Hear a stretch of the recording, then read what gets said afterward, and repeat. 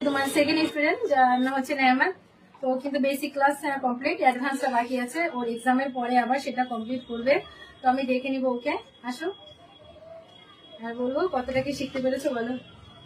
যতটা শিখতে পেরেছি ভালোই শিখছি, কিন্তু আমার এখনো তো কমপ্লিট হয়নি। তো সেটা আমাকে আমার যে টিচার আছে সে আমাকে ভালো করে পরে শিখাই দিবে এক্সামের পরে। এখন আমার 12-এর এক্সাম আছে, তো এটা ফার্স্টে আমি কমপ্লিট করবো, দেন আমি আন্টির কাছে আবার আসি ওটা শিখে নেবো।